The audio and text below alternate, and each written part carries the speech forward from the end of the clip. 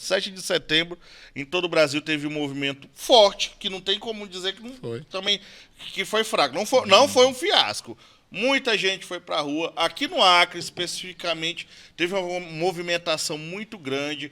Vocês tinha um movimento em paralelo também, né, que não era o do PT, assim, não era do movimento, era um outro grupo que fazia, né, Que faz. que faz esse movimento.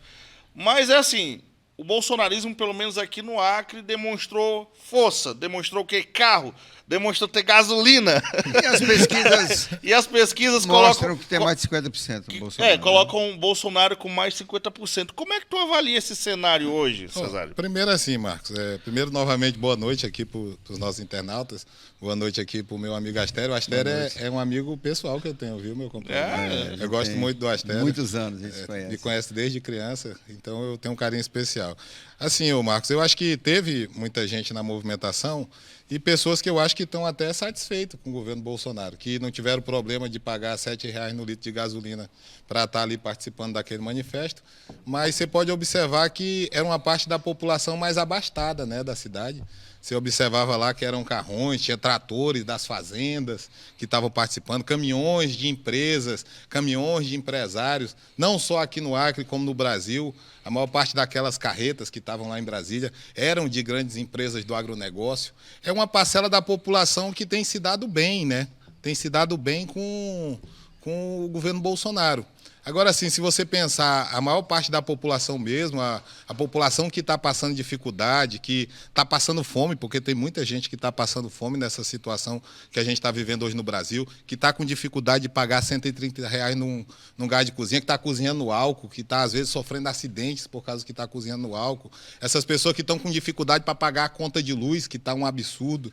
As pessoas que estão com dificuldade para conseguir emprego, porque nós estamos com um índice de desemprego alarmante. Essas pessoas não estavam na rua.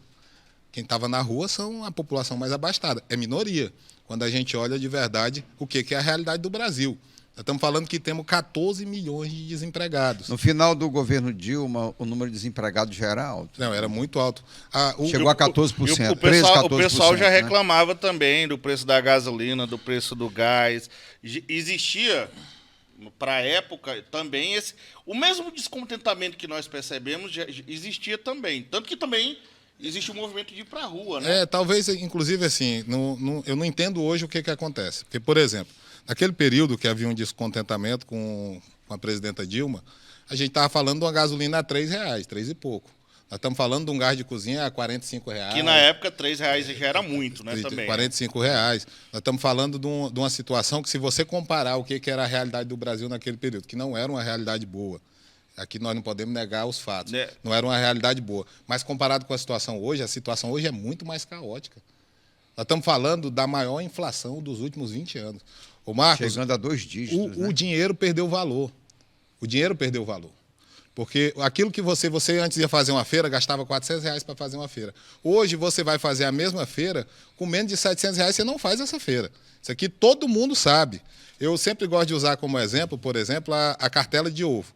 Você lembra que, alguns anos atrás, você andava em toda a rua, todo mundo ficava tentando empurrar para você uma cartela de 30 ovos de R$10. 30 ovos de R$10, 30 ovos de R$10. Toda esquina tinha. Vai tentar comprar uma cartela hoje de ovo de 30 ovos por R$10. Ela está 16, está 17. Tem lugar que chega a R$20.